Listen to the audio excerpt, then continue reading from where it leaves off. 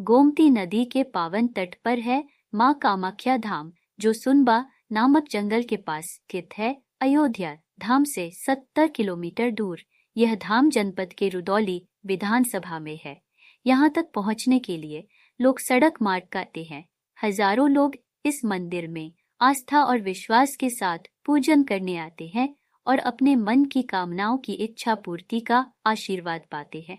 इसलिए इस देवी को कामाख्या भवानी देवी कहा जाता है। हजारों साल पुराने इस मंदिर के बारे में कहा जाता है कि पुराने समय में राजा सूरजमल और राजा वैश्य ने इस पवित्र स्थान पर घोर तपस्या करके माता दुर्गा को प्रसन्न करके वरदान पाया था और तभी से माता यहाँ पर विराजमान है। इसी कारण इस स्थान को तपस्थली के रूप में भी जाना जाता है।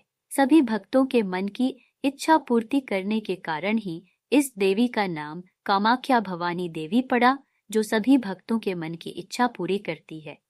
धाम के आसपास और दूर दराज के सभी माँ भक्त परिवार सहित इस पवित्र स्थान पर आकर श्रद्धा पूर्वक दर्शन पूजन करते हैं और भेंट चढ़ाते हैं, जिससे प्रसन्न होकर माँ कामाख्या देवी उन्हें मनवांछित फल देती है।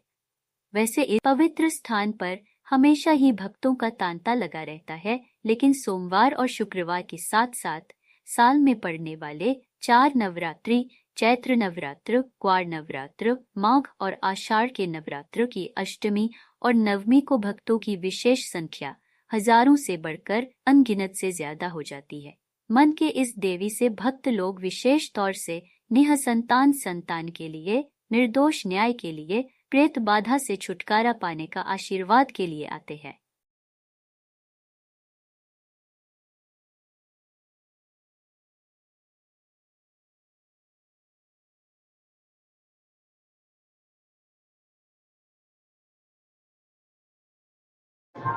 यहाँ सप्तशती में जो वर्णन आता है, राजा सूरत समाधि वैश्य मेधा ऋषि इनके तपस्थली है।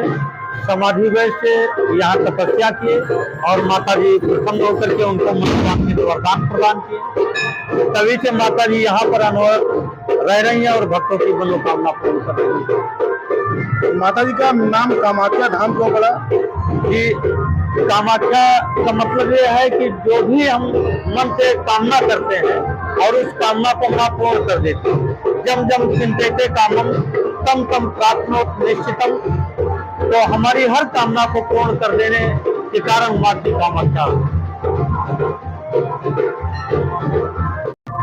ये मंदिर में माता कामाख्या धाम के मंदिर में कब कब पूजा ज्यादा होती है, कब कब भीड़ होती है?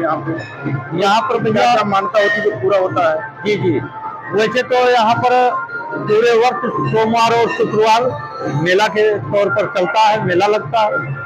भक्तों का आना जाना तो प्रतिदिन है, सैकड़ों की संख्या में, हजारों की संख्या में लोग प्रतिदिन आते हैं। लेकिन वर्ष में जो 4 नवरात्रियां हैं, चैत, क्वार, माघ और आषाढ़, तो 4 नवरात्रि हमारे पुराण के अनुसार आते हैं, जिनमें से चैत्र नवरात्रि और क्वार की नवरात्रि इनको विशेष पर्व के रूप में मानते हैं और इन पर्वों पर खूब बढ़ चढ़ करके भीड़ होती है। लाखों की संख्या में भक्त यहाँ पर अष्टमी और नवमी को दर्शन करने के लिए आते हैं भैया। ये इसी क्रम में हजारों वर्ष से चल रहा है।